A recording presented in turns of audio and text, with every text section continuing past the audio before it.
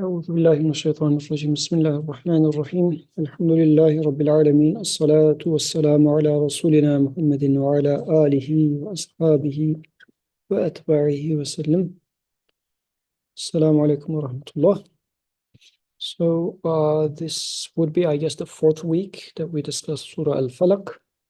Let's remember Surah Al-Falaq. قُلْ أَعُوذُ بِرَبِّ الْفَلَقِ. Say, I seek refuge in the Lord of the daybreak. مِنْ شَرِّ مَا خَلَقَ. From the evil of that which he created. وَمِنْ شَرِّ غَاسِقٍ إِذَا وَقَبَ. From the evil of the darkness when it overspreads. وَمِنْ شَرِّ النَّفَّاثَاتِ فِي الْعُقَدِ. From the evil of those who blow on nuts. وَمِنْ شَرِّ حَاسِدٍ إِذَا حَسَدَ. And from the evil of the envier when he envies. So we talked about Qul here, we talked about Ista'adha, seeking refuge. We talked about why it is talking about Rabb, Lord. And in general, there's this repeating theme of Falaq, meaning breaking of splitting, splitting in general, which is setting the tone really for the surah. And we talked about various different splits, because now the Creator is introducing himself to me as the Lord of the splitting. So splitting should be something so important, so deciding in my life. So this is what we were looking for throughout the surah.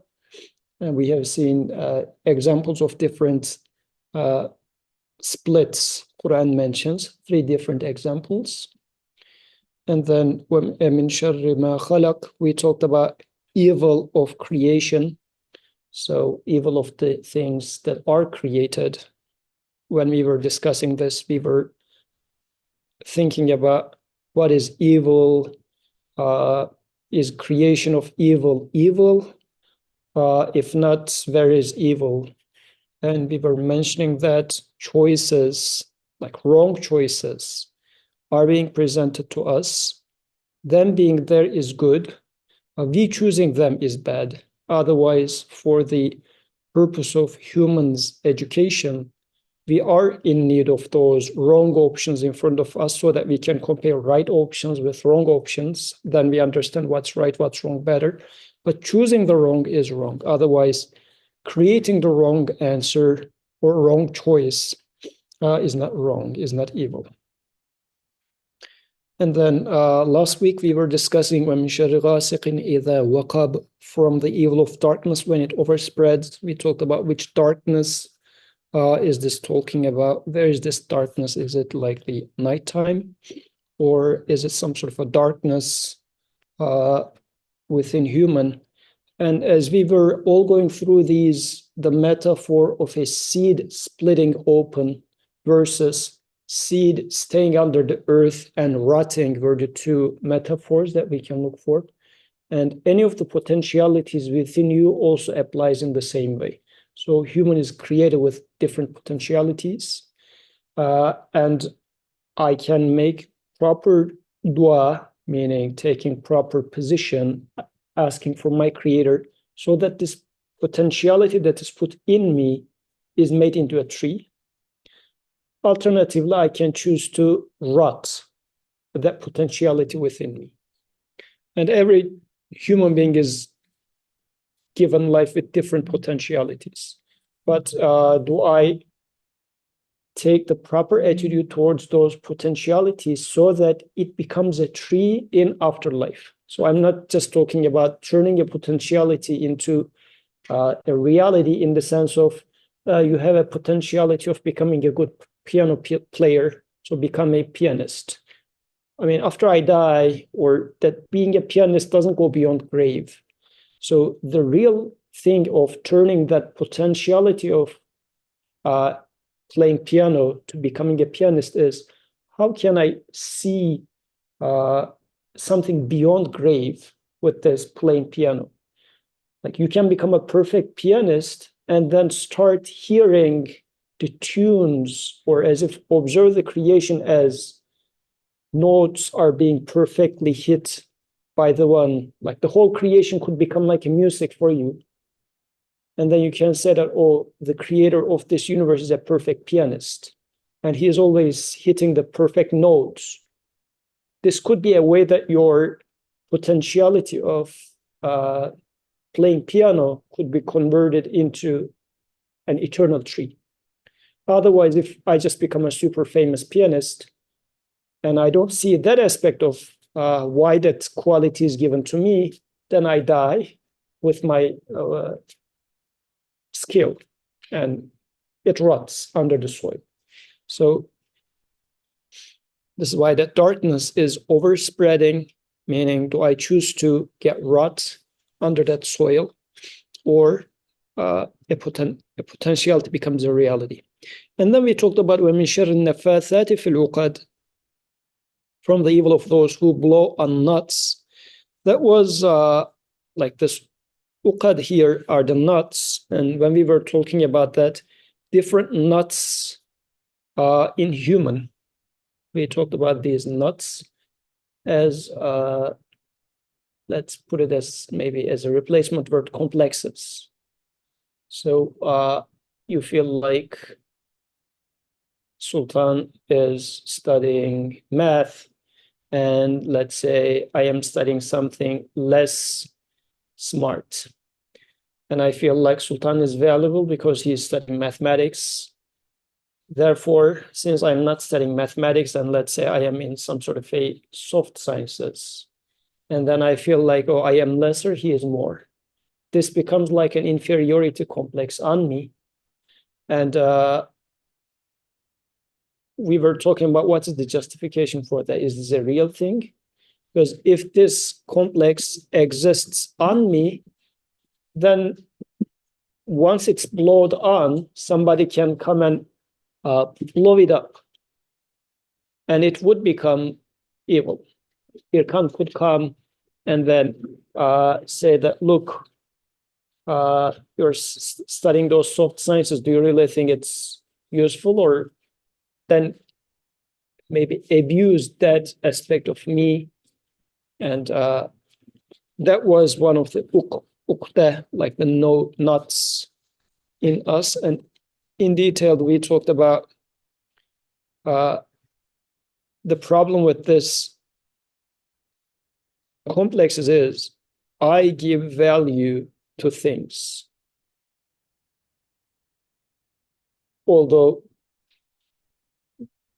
by themselves, those things do not have any value. And as a consequence of that, I suffer from that. Because I try to achieve it. Even if I achieve this, there's going to be something better than this, which, I mean, it's a never ending. Once you enter into that mindset, then there's no end to that. I will always be less. I will always feel dissatisfied. And I'll be in this meaninglessness. I will live in this meaninglessness. Now, let's come to the last verse. وَمِنْ شَرِّ حَاسِدٍ إِذَا حَسَدٍ, and from the evil of the envier when he envies. Let's see. So, hasid is envier. So the questions that I have for here is, let's open up a few of them. What is envy? We have a similar word, jealousy. So are they related? How are they different? Maybe we can also talk about that so we can identify what envying is. And what is evil about envying? Why is it evil? Or is it evil? And also, this verse is talking about the evil of the envier when he envies. So it looks like if envier doesn't envy, then there's no issue there. So envier becomes a dangerous person when he envies. So who is envying whom in this case? And whom does envy harm? Like when the envier envies, when I envy Sultan studying math, Why harm, Sultan? Who is being harmed by the envy? Who is being exposed to this evil?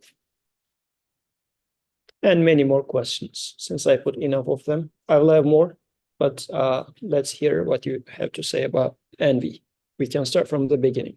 What is envy? Sultan, have you ever envied your brother, sister, or siblings? Sort of. So envy is like jealousy, but it has sort of this material component where it's like, I envy Gurkhan because of this phone that he has in his hands, and I want to have that phone now. So I might take some physical steps to actually take that phone away from him and, take it to myself. Or like if I see a car, when I see a nice car and I want to have it, I envy that car. And so like, and that leads me to maybe like stealing that car or something like that.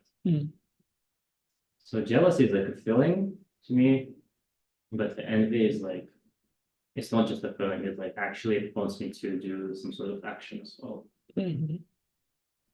Yeah, the two are sounding similar.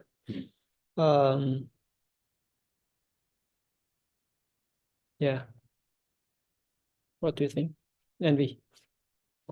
I was checking like first the meaning of the word, Hasad. and then the hasad, like to see if there's any other organic links. Okay. And then check the difference between jealousy. I mean, it might not be. Yeah. No, it turned out to be important actually. Okay. Yeah. So like even after reading it, I said like where they come up with such a distinction. They say, I mean, just the vocaling. It says jealousy is something like a feeling when you are afraid of losing something that you have. Like, and then it reminded me the children, right? Let's say Zainab has a toy, Bushra visits them, she's visiting right now. And then Zainab hides the toys so that Bushra wouldn't play with them because she is, quote unquote, jealous and says that like she doesn't want to lose the toy. And it says the envy is just kind of like the opposite, that you see something in someone else. Bushra has the toy. Bushra has the toy. Let's make it the other way. Otherwise, we will be just criticizing through Zainab. Zainab has a toy, and Bushra is envious and wants to get this toy from Zainab. And if the toy gets lost, still Bushra would be happy. Yes. Like even Zainab loses the toy, although Bushra didn't get it, still that would somewhat satisfy Bushra. Neutralize thing, right? I mean, I didn't think about that way, but it seems you were thinking about it. Yeah, because generally the jealousy is, like for instance, mother-in-law is jealous of daughter-in-law because son used to be loving mom, but now that he got married and there's wife, and this love is being directed towards another destination. So mom lost something or fearful of losing something that was hers at some point. Now this love is being, so this is, mom is jealous of daughter-in-law because something that she had, there's this fear of losing it or losing something that she had originally. But this is not envying. But yeah, envy would be, yeah, I guess somebody else has something, and I am saying that that person shouldn't have it in the first place, or I should have it rather than him or her. That's the feeling of envy. So it's a little different than jealousy. So what is the notion of this envy then? What is hidden behind envy? Like if I say, let's make it practical. Birkan is a smart person, and now I envy him, saying that, why am I not as smart? What is wrong in that feeling? Feel like you lack something and you want to. I lack something, and I lack something. Yeah. And I was supposed to have it in the first place. Yeah. Rather than him. Right? Yes. So what's wrong with that? Is it a justified thing, or?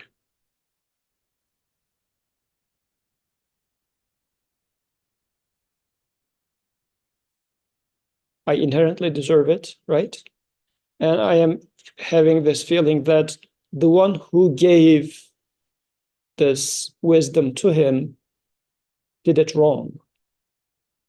He should have given it to me. Like, I am criticizing the one who gave it to him in the first place. So multiple things are happening here.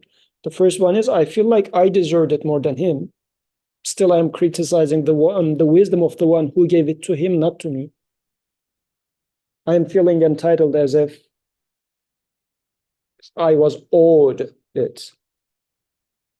I'm even criticizing the one with sort of maybe injustice, saying that I am done injustice by not being given to me, but being given to him. So this is a very dark world, actually. I am now in a very dark world where I am wronged. I was entitled, but I am not given. And I deserve something inherently. Like the whole light of all merciful, all wise, all providing creator disappears at this moment, because if I have this mindset of envy, then I am starting more so to become how Satan is described in Quran. Satan was commanded to prostrate to Adam, and then, which seems to be a like sort of a superiority. So the creator says, prostrate to him. And then the Satan starts saying, no, like I am better than him. And now imagine the dark world of this satanic worldview that Quran is describing in there. So envy puts me into somewhat of a similar mindset. The world becomes dark in this case. So envy itself, is it evil? In this case, it's being something dark. The nature of envy is dark because it's based on a lot of unbased, I don't know if that's the proper word. It's a lie. There's no truth behind it. Nobody owed me anything. Unjustified. It's totally unjustified. As if I am trying to become the engineer of the existence.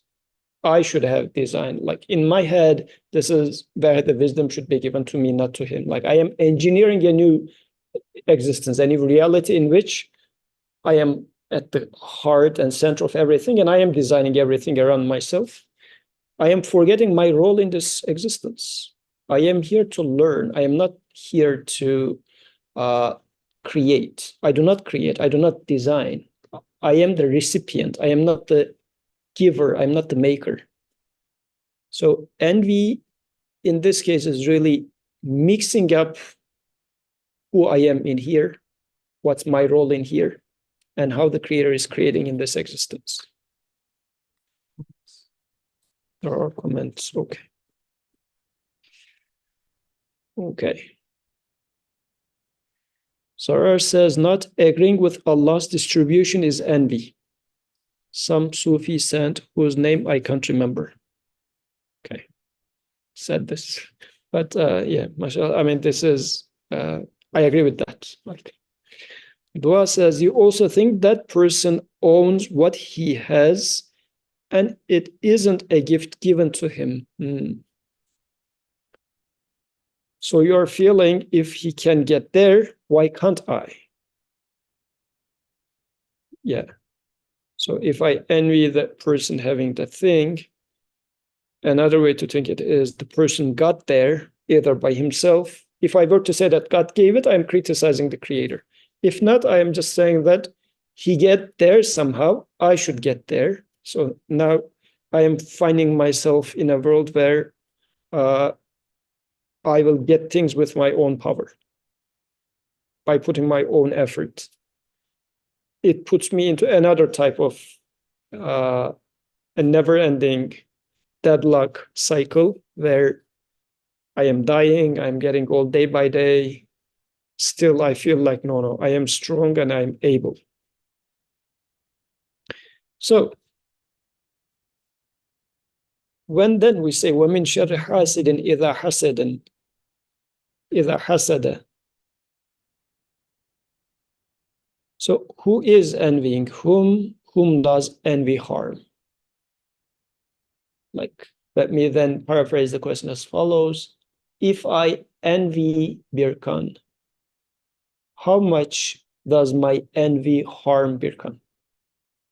Who is primarily being harmed by this envy?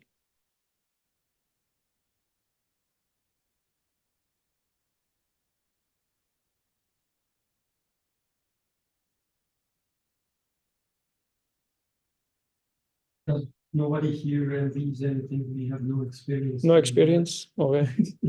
Good, mashallah. No envy. Just we go with this part from what Zarar said. So we see a distribution. Or he said distribution. Right? Oh, okay, that distribution. I just think about okay. He said not agreeing with Allah's distribution. Okay. Yeah, it's something that a Sufi would say, because Sufi already knows everything is created by Allah and so on and so forth. But in our case, we just see a distribution, like something is chosen to be there and not here. That's what we see. And we are not happy with this. On top of that, I mean, there's also already a sign of who's losing. I'm not happy with this. Right? Whatever the choice I made, in the way I see the world, within this world I'm not happy. So then one thing that I lose is the happiness. Mm-hmm. The second thing, as you said, I think I could control, or I can, as Dua was implying, I can control this distribution. I can take it from there and put it here. And I can try hard. Sometimes I even think that I achieve it. I still, things from others and so on and so forth. But in the bigger picture, I know that I don't have any control over anything, yet alone, this distribution. So I'm in a constant conflict between what I am and what I want, what I desire. So this tension itself is another kind of like a torture. And I'm in a constant unhappiness, torture, just because of this worldview. I want to control something and I don't have the power. So I try other means, like begging to other causes, so that it will happen. And I strategize, I make plans, and every plan we make relies on at least 10 different causes to Convince them. Yeah, convince them, and we hope that everything will work this way. So it's a very dark world. And I know it firsthand. Every time I try to strategize, let's say in my workplace or in family, I feel this darkness. And that envy is then primarily, first and foremost, affecting me. If I take an action and then maybe say, oh, Birkan is doing this to me, then let me do something to take revenge from him. Maybe then it can, It's a secondary thing, can harm you if I succeed with my plan. Even if you don't succeed, your actions from by design is an unjust action. And by acting unjustly, you spreading harm, causing harm to the entire universe and also a focal point, a person, for instance. Like if you come and slap me, for instance, you are harming me, right? Through your injustice. The same way, maybe not physically, but even with your eyes, right? We say evil eyes. Even with your eyes, just looking at me this way, meaning you put a definition on me, which is not real. You know, you have a certain personality, and I keep telling others that, oh, Yusuf they enjoy lying or gossiping, which is not true.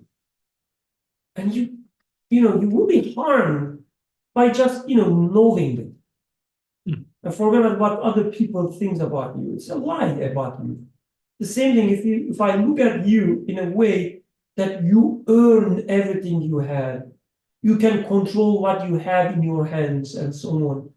And if you know yourself, it's a lie, I don't know. I was given whatever I had, and I enjoy that. And like, don't come near to me so that I may be affected by you. And I do start doing mischief myself. Yeah. So that is potentially possible, right? But the first and foremost, the biggest problem is happening with the envier harms himself, herself the first. Maybe as a possibility, yes, potentially it can harm others. Maybe the person that he or she envies can be harmed, but this is way secondary. So why is that important? Because in here, when I first this, I feel like I am seeking refuge in Creator from the envier over there, the envy of the envier over there. But there's a bigger harm of envy. I envy someone, and I am seeking refuge of myself to the Creator when I envy. So the envying is such a thing which converts me into a different type of a beast, which makes my world dark, and I seek refuge in Creator because it looks like the primary harm of envy is to the envier. So first and foremost, I should be seeking refuge. And this is a personal. So me envier, me as an envier, I seek refuge to the Creator from that state of mind.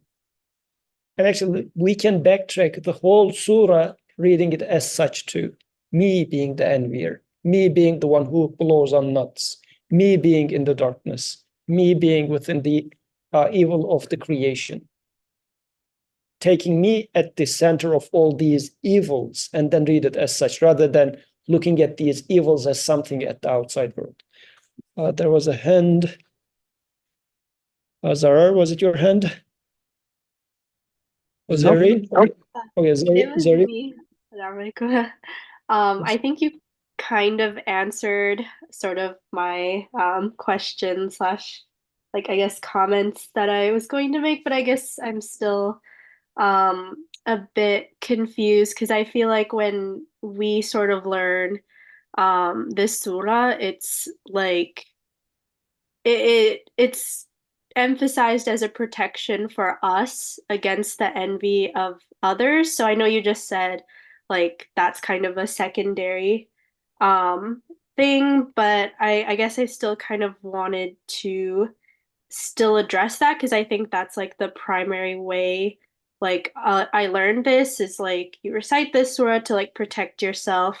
Part of the reason is to like protect yourself against like what Brother Birkan was saying, like from like the evil eye. If you like show things off too much, then something, and it even feels like an element of like supernatural slash superstitious type thinking where something bad is going to happen to you if you like show things off too much. But it makes sense sort of in the context we're studying it that it is harming me. But I guess I still wanted to maybe clarify sort of why it's a secondary, like why it harming someone else is more of a secondary thing. Okay, let's talk about that. After that, I'll go to Dua's comment. Dua, your comment stays there. We will read it in a second. Showing off part. Let's pick up on that word. Showing off. Showing off. Showing off. Yeah, I understand why we're talking about showing off. Zarin was talking about if you show off, then people would envy you. Okay, I and see, I whatnot, see. right? So let's talk about this showing off part. Like if somebody envies me, and if I am thoroughly convinced that why is that person envying me? Like it's not mine. Like somebody comes and says, oh, how handsome you are, or how smart you are. And you feel like the person is envying you because of that. If I truly understand what it means to be handsome, what it means to be smart and whatnot, what would I say? Well, something is wrong. I mean, it's not mine. Like you are thinking that it's at my hands, it belongs to me, and that's what you want, right? But I'm just the overseer of it. It's not mine. As if it's more like university gives me $500,000 to be distributed, to be done something temporarily. It's not my money. It's in my pocket temporarily, so that like it's still university's money. I don't own it. I operate on it. So the university gave it to me so that I understand something with it, learn something with it. But then a passerby from the street comes and says, wow, how rich you are. Okay. And then starts saying that, oh, if only I had this money and whatnot. What would be my response? I would say, well, I guess you're getting it totally wrong. Like, it's not my money either. Like, you cannot have this money because I don't have this money either. It's not my money. So I am entrusted with this money. So there's no reason to envy here, really. I will feel pity for that person in this case. Like, I will not take it serious because it's totally baseless. And that person is feeling as such because of totally wrong reasons. I would rather say, yeah, definitely there's money here, $500,000. And it's valuable, sure, but it's not mine. So if you would like to, you can never own that money. Also, let's establish this.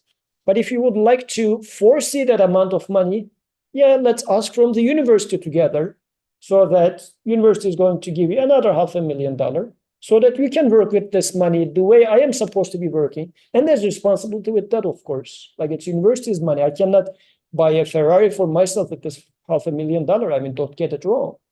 Because if you're envying me so that, oh, if I were to have $500,000, I would do like this. Like if I was handsome, oh, everybody. No. It's a totally wrong perspective. If you were handsome, you should have said, yes, what you observe here is beautiful, but it's not mine. I know I am. The giver, the provider is beautiful. It's just that I'm otherwise just dark. I'm a dark mirror by itself. I don't own any of those qualities. What you admire is just being reflected through me. It doesn't belong to me. So I would rather correct or try to communicate with this person, saying that the feeling of envy is baseless and it's a wrong feeling because of this and this and that. But rather, I will try to divert the attention to the true source of what the person admires. If it is wealth, if it is intellect, if it is handsomeness, it's coming from him. Let's appreciate him, not the reflection over here. So now if I read it the other way around, showing off, if I feel like I gained some value by being given $500,000 from the university, then there is something wrong in me too. Like if I feel like, oh, now that I am given $500,000, Sultan will start envying me, so I better not show my $500,000 to him at all. That means I have a feeling of maybe somewhat of a value superiority because I have $500,000 in me as well. So I first need to fix that. I need to turn back to myself and say that, Yusuf, is it justifiable really to be envied for what is given to you? If I think, yes, then that means the same virus is somewhat in me too. So I need to fix that and say that, no, this is all. I cannot deny that I am given $500,000. I cannot show off because I'm given $500,000. I can only be thankful for $500,000 that's in my pockets. And when I am talking about it, or when people see it and appreciate $500,000 in my pocket, I would say, it's not mine. It is his. It is university's $500,000. So divert the attention or direct the attention to the true source so that it becomes a means of offering thanks rather than envying.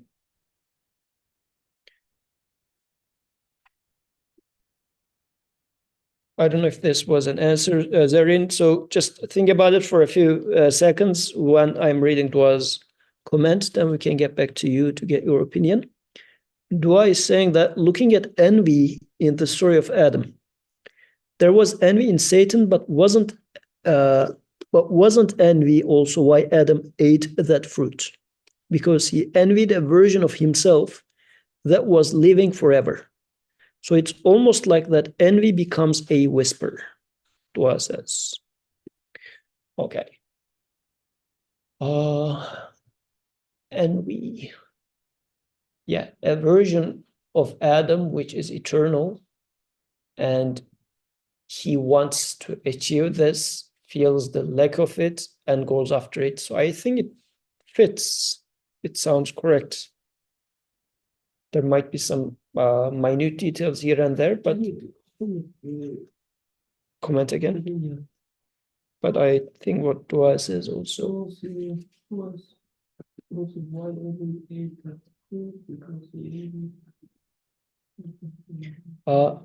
It's written a little small and far. Would you like me to read? Like your eyes? Oh, no, Okay. it's much better than this. Okay.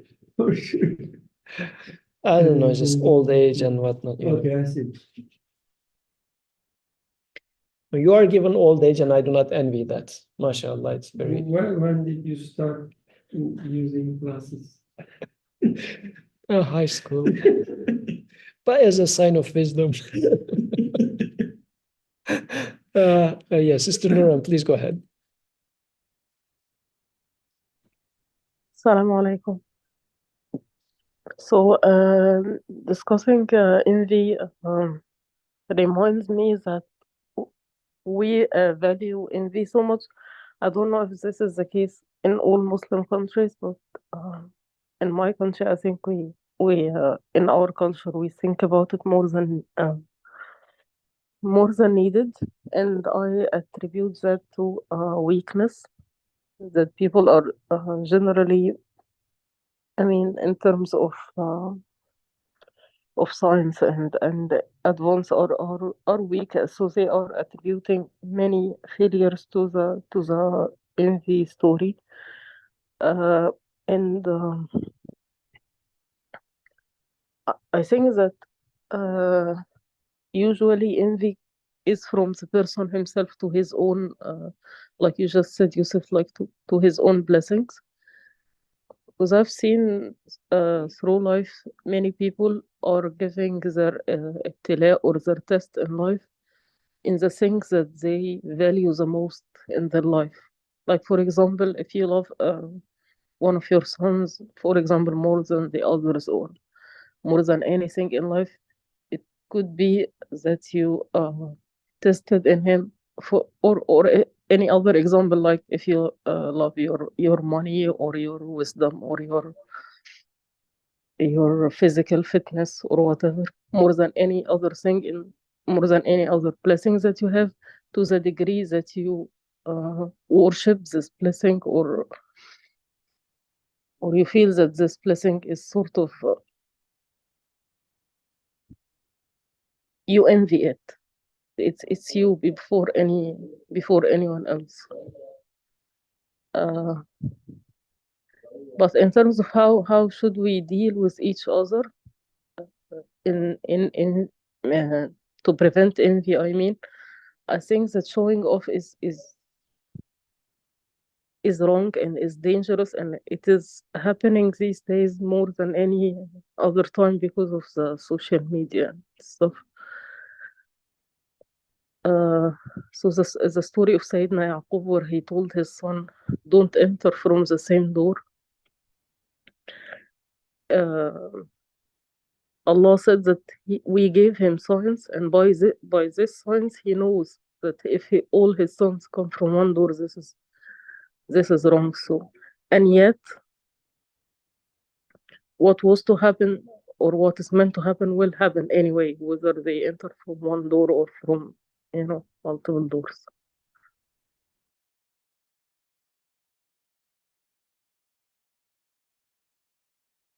Jazakallah khair. Very beautiful. And yes, especially with social media nowadays, showing off, actually this age became an age of fahsha, meaning just everybody is demonstrating themselves in the utmost level. Or I am eating this today, I am going here today. I just check in from where you went last, from whatever trip you took.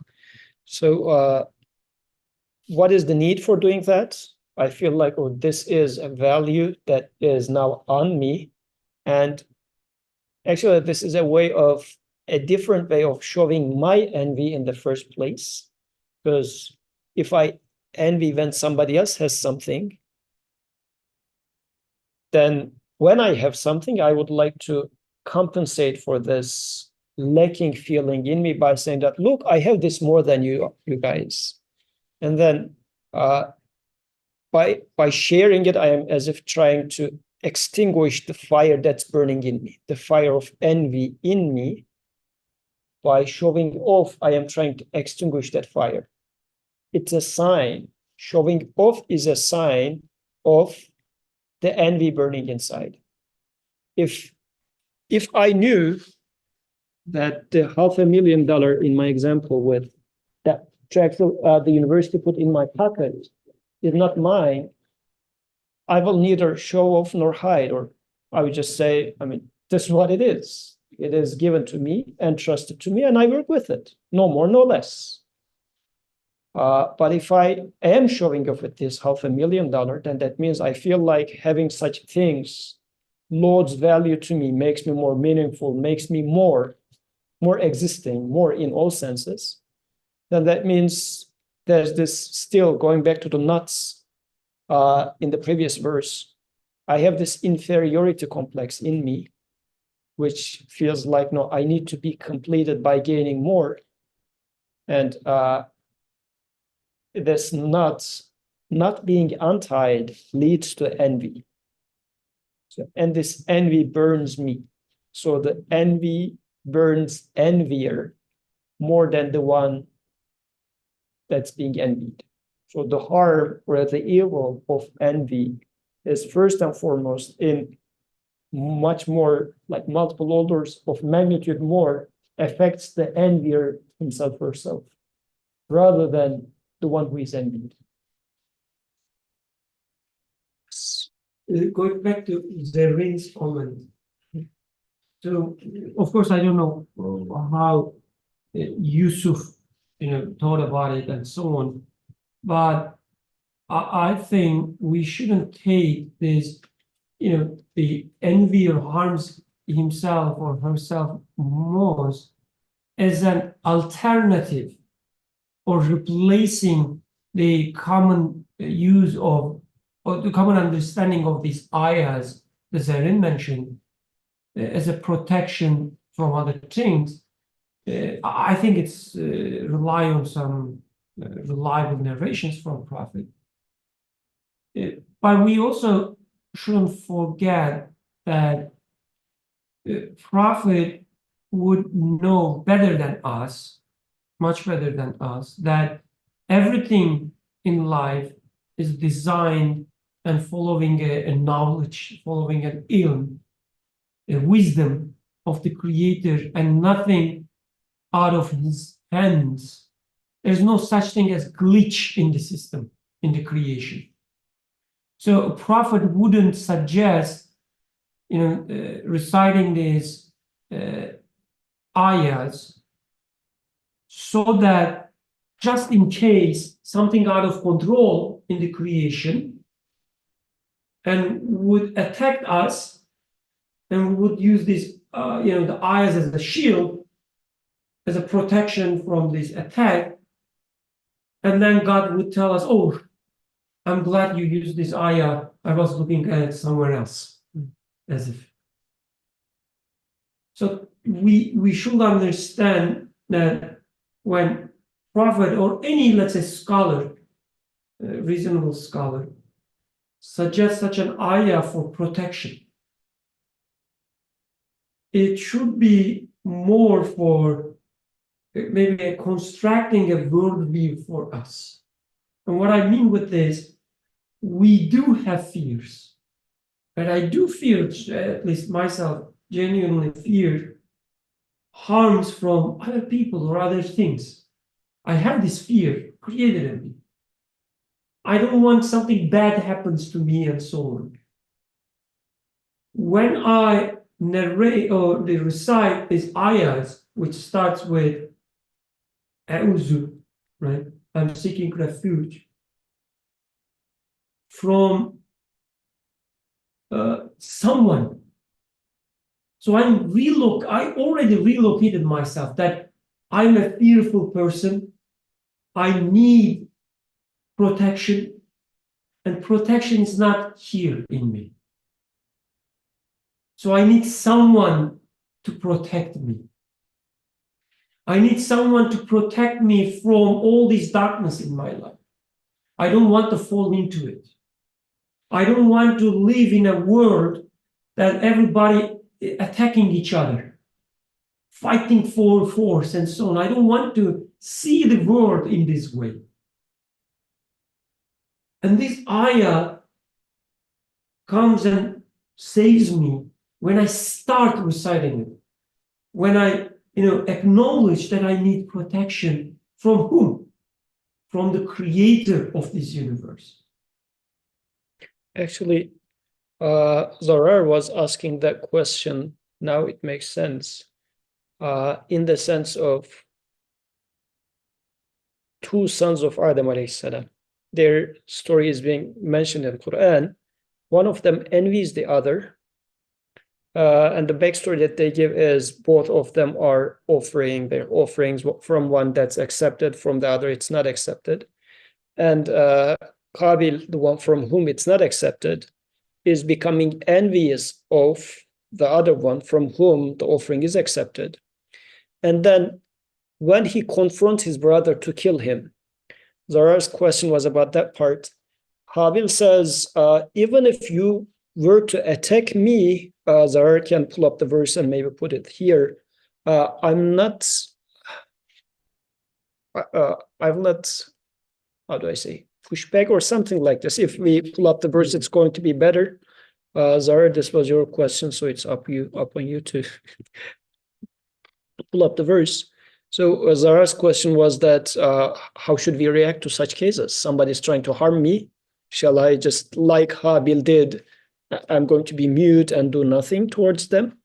So if we now read it in that context, what was the first brother Habil conveying to the brother with envy in this case? So what is it that you're envying?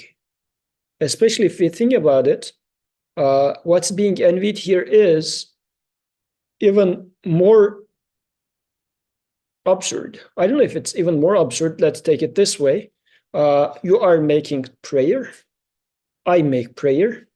and then I say, oh, your prayer is accepted, mine is not accepted, how dare, and I become an enemy of you.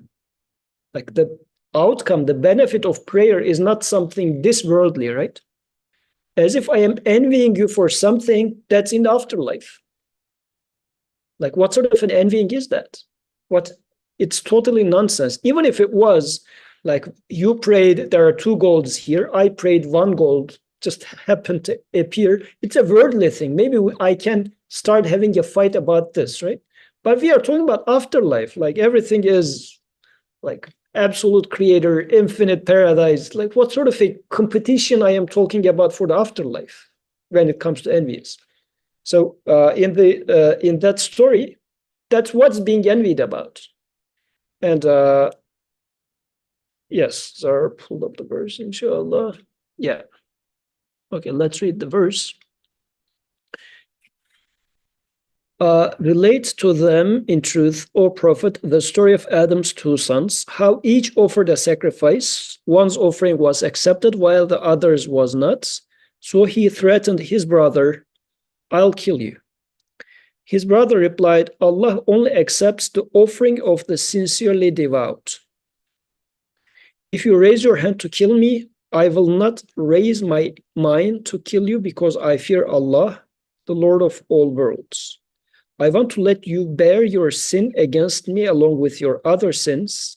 Then you will be one of those destined to the fire, and that's the reward of the wrongdoers. So, brother is making him face his reality. The first brother is saying that I'll not raise my hand to kill you. So what you are doing is baseless, on a baseless way. You are trying to attack me, and this is going to stay with you. Like the crime will stay with you. It's burning you. I'm not dying. I might die, but death or life is not the point. Once you know about afterlife, it is just changing, graduating from the school. Like a true believer wouldn't be fearful of death, because death is just changing of, I mean, I was here, I'll be there. So my death is not an end for me, but you are losing. With your envy, you are killing yourself, you're harming yourself. So brother here is just becoming a mirror to show the envious brother that you are harming yourself, you're not harming me. By killing me, you are killing yourself, you're harming yourself, you're not harming me. And this is the ultimate case, right? What worse can happen to somebody than death? But he's saying that even death is not a harm to me. Your envy is at best can kill me, and I do not consider it as a harm to myself, but it's harming yourself. And by this conversation, I mean, he could have just keep silent and get killed and get done, but he is giving that message. So to the envier, my then responsibility is to remind this also to myself. I mean, I can have this conversation within myself too, but let's say there's someone who I see that is envying me. I am responsible to show the truth, saying that, look, there's not something to be envied. Envy is burning you. Your envy is harming you. At best, you can kill me, and still it's not going to harm me. So your envy is damaging yourself. Wake up from that wrongdoing. It's also like, I don't know, of course, the Arabic, whether it is constructed in such a symmetry, but in this translation, it says, if you raise your hand to kill me, I will not raise mine to kill you. Raising hand to kill, raising hand to kill, you will not see it, he says. It is as if telling that I'm not playing your game.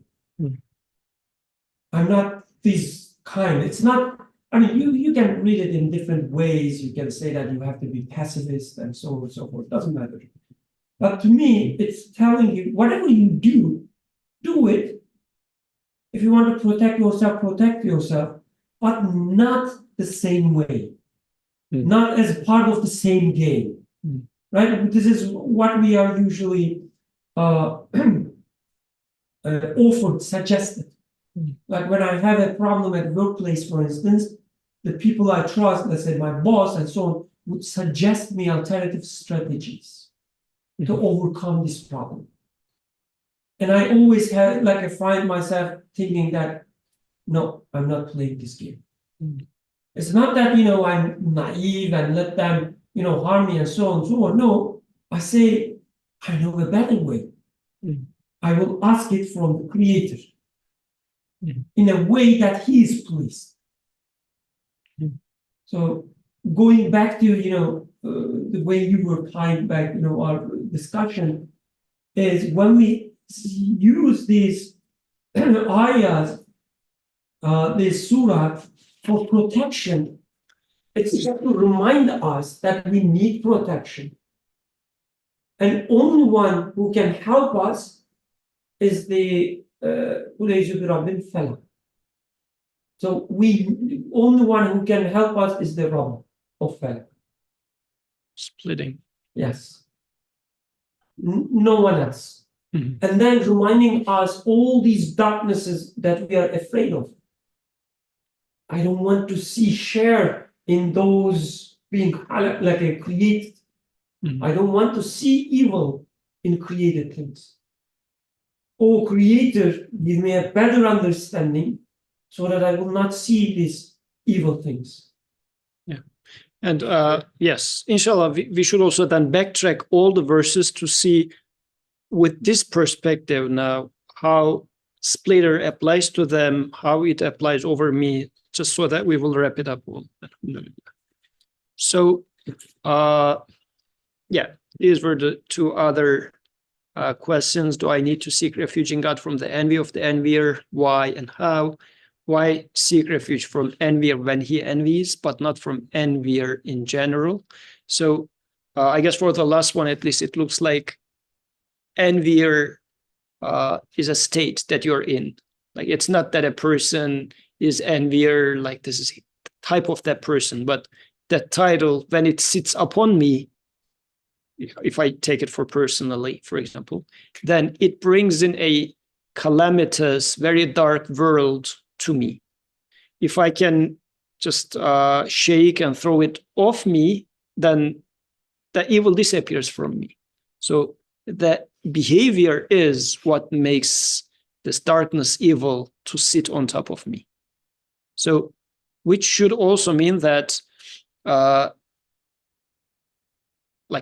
for example, can we say that, oh, by birth, I am an envious person? Or shall I say that it's something to be shaken off? Because it might be like you see different children, now that we have children, you see that every child is coming with different feelings, behaviors. Everybody is having a different, I would say, education/test. Some of them could be more inclined towards jealousy, envy. Some could be less. But it's not that it's you're doomed with that. That envy is something that's in there, but as you realize truth of it, you can put it aside. And Iman is there to make you put it aside. But if I live in a society, as Sister Nuran was saying there, envying is being encouraged with Instagram, Twitter, and everything, and I get lost in it, then it will swallow me. So I should shake off. I can read it the other way around, right? Maybe I'm not sharing anything on Instagram, but I am following somebody else's Instagram. Still, I am becoming part of the same game. Because now, what makes me sit in front of Instagram and look somebody else's, what they eat, where they went, right? So still, there's this notion of envy still at work in there. And I am falling prey to that worldview, which wants me to pull in a certain way, in a certain direction, where the fight that ensues envy, somebody's profiting out of that. If there's this fight, then more consumption or more work, things would happen the way that somebody would like, but there's not the peaceful worldview that Iman would introduce to me. Because in a peaceful worldview of Iman, everybody should be thanking to the Creator. The whole creation would be brothers and sisters rather than enemies of each other. But if I'm having a worldview in which only the fittest survive, so I have to fight for it. If this is my worldview, then envy is a natural consequence of that worldview. So it's that worldview would encourage Instagram. So let me make a bolder statement. So in a Islamic worldview or in a Quranic worldview, then there shouldn't be room for Instagram. Bold statement, right? So we need to close our account. Did we lose any participant? Not yet, not yet. Okay, and since we are broadcasting over YouTube, I'm not making any comment about YouTube. But the world, because if you think about it, Twitter as a protocol, as a network protocol, comes up with a message of 140 characters. What is the worldview that produced such a thing? Like everybody should be tweeting like a bird. Like speak if you have something worthy to be spoken. If not, keep silent and listen. But no, everybody has a word and worthy to be spoken in that much little sentences. So in 140 characters, how meaningful of a thing you can communicate really? It is as if just saying that say something, doesn't matter if it makes sense or not. Is this a meaningful worldview, or it should rather be listen, try to understand the creation, because the whole creation is speaking to you. Listen, digest, and then respond back. So really those products of civilization is representing or reflecting the worldview that's hidden behind. So let me go back to the very beginning and we conclude there. We are right at time to see the big picture. قُلْ أَعُوذُ بِرَبِّ الْفَلَقِ, because we are seeking refuge in the Rabb of the split. So all the rest, for example, وَمِنْ شَرِّ حَاسِدٍ إِذَا حَسَدَ should be relatable to رَبِّ الْفَلَقِ. So what do you think? Splitting and hasad.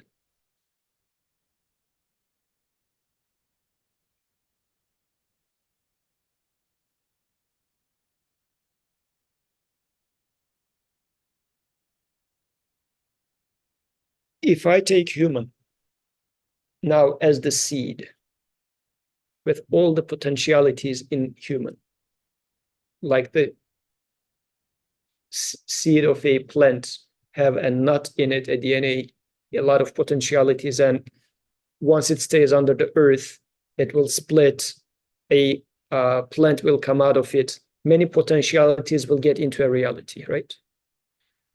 Alternatively, it can get rotten. Now, as a human, we are created with all those potentialities. We are that seed. Every newborn baby is a seed with a lot of potentialities, different potentialities. And we are put under the soil of this earth, as if worldly life is a seed bed of afterlife, as we were discussing on Friday, right? So I am this seed that's put on on this world, which is a tillage of afterlife. Now I am seeking refuge in the splitter. Splitter saying that because for a seed, if we take the analogy of farming, many things can go wrong for that seed to become a plant. Like it might get rot, it might get a lot of water and rot there. When it was small, an animal can come and chew it and whatnot. Many things can go wrong. As a human, with all the potentialities I am given, I am seeking refuge in the splitter, min sharri ma khalaq, from the evil of that which he created. Now I am seeing in my world, there are those shar within the creation that I could consider as evil. Because if I look at it in the proper way, I will even consider the wrong choices as beautiful and right. Not right in the sense that that choice is right, but I would say how beautifully that question is designed, even with this wrong choice. It was put there within a wisdom which completes the picture to teach me the correct answer well. So I would like to avoid with that problem of evil as it's being mentioned. I do not see evil in the existence. The creation of evil is not evil. Me choosing evil is evil. So first, darkness I'm clearing from my perspective. وَمِن شَرِّ غَاسِقٍ إِذَا وَقَبَ, as the darkness is overspreading. So in my world, I'm saying that I am under this soil of this life, and meaninglessness will start overcoming me. I'm trying to get out of this earth to get to an afterlife as a plant, but I'm not able to make sense of things. This meaninglessness, this darkness comes in. So I am seeking refuge from the meaninglessness. Practically means I would like to sit in front of Prophet, listen to the revelation from the Prophet, so that this darkness will get dispersed. Otherwise, I will get drowned in that darkness. وَمِن شَرِّ النَّفَّاثَاتِ فِي الْعُقَدِ, within me there are nuts. Potentially there are nuts in me. And if I do not untie them, they would become like complexes on me, inferiority complex, sort of complexes on me. And then this would become darkness for me. It's going to put me in a world where I suffer. So, and it's a beautiful analogy with the plant as well. When the cell is splitting, this nut is being opened, and then a new. This is how the biological body is flourishing. There are nuts put in me, those potentialities, but I need to untie them and see how they refer to the Creator. If I take them as they refer to themselves, they're meaningless. Like even this applies to the DNA sequence. They are just 4 symbols in there. By themselves, they are meaningless. Relative to the engineer who designs them, they become meaningful. Otherwise, in and of themselves, they are just meaningless bases, nothing more than that. Like, is A different than T by itself? They're equally material, they're equally unconscious, they're equally unwise. They don't mean anything by themselves. So those nuts on me, if untied, when referred to its source, then becomes meaningful. وَمِن شَرِّ حَاسِدٍ إِذَا حَسَدَ, and then as a follow-up to those nuts, if I do not untie them, it becomes source of an envy for me because, oh, the other guy have it, I do not have it. So it becomes sort of an internal conflict within me, the darkness, the fight within me. So these are struggles that happens when the seed is being split. And I am seeking refuge from the splitter who is splitting me. I do not split by myself. I am put in this earth and I am being split and asking to the Creator, put those potentialities into reality. You are the owner of the potentialities. You are the owner of the realities that these would point to. So if I attribute them to myself, this is where the darkness comes in.